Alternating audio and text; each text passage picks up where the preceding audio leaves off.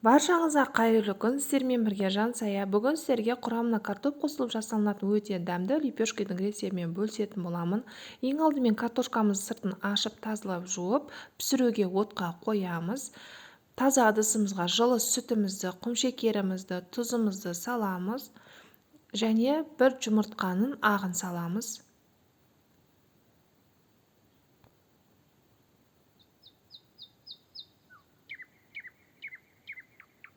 Үстінен дрожж саламыз.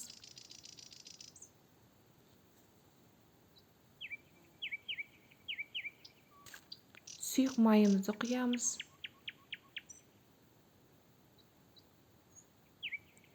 Араластырып алып, үстінен ұнымызды саламыз.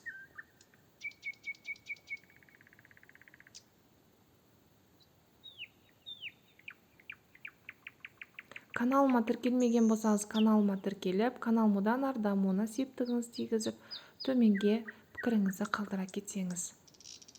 Дәл осындай жұмсақтықта қолға жабысатын болады.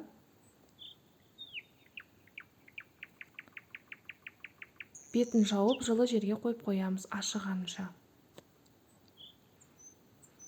Жаңағы пісірген картошкамызды ыдысқа саламыз.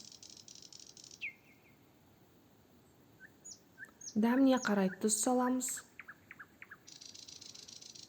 Сүтімізді құямыз. Сыр саламыз. Мен моцарелла сырын пайдаландым. Жақсылап езіп араластырамыз.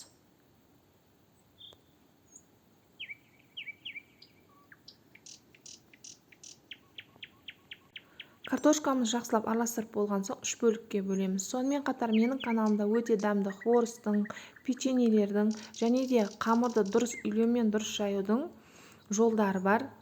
Сонымен қатар менің каналымда манты, яғни асқабақпен, етпен жасалынатын өте дәмді, орта сулы болып шығатын мантының рецепті бар. Өте дәмді тағамдар, ыстық тағамдардың рецептері бар. Каналыма кіріп көрсеңіздер болады.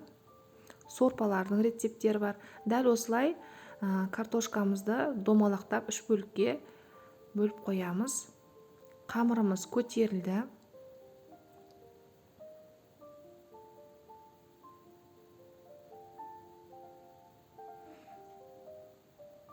Қамырға мүлдем ұн пайдаланбаймыз, ұнсыз жұмыс жасаймыз.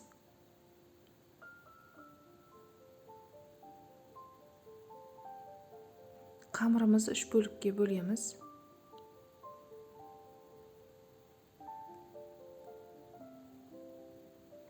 Үшеуінде зуалалап қоямыз.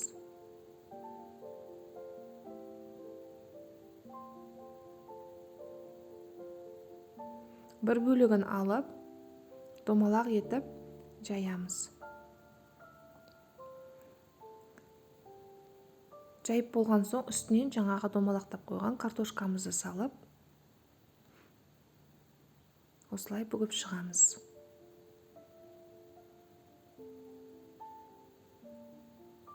Жақсылап жабыстырамыз.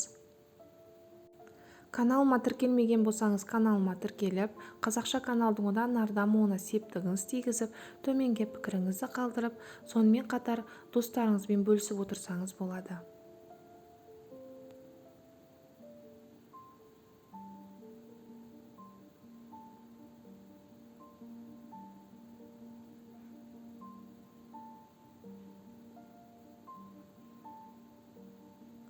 Және де видеоны көрген кезде, видеоның соңына дейін көрулеріңізді сұраймын.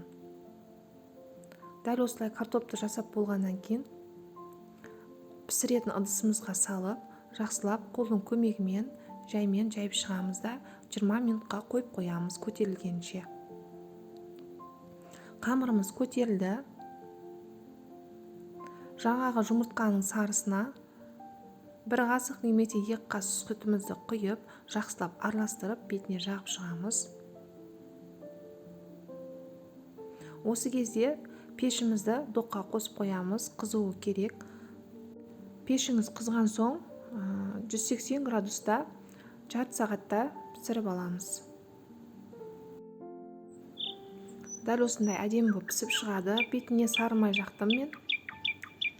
Жақсаңыздар да болады, жалпы жақпасаңыздар да болады. Өте жұмсақ, дәмді болып шыққан.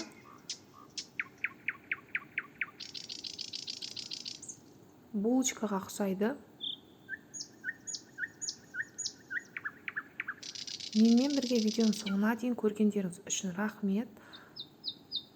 Істеп көріңіздер, ас болсын.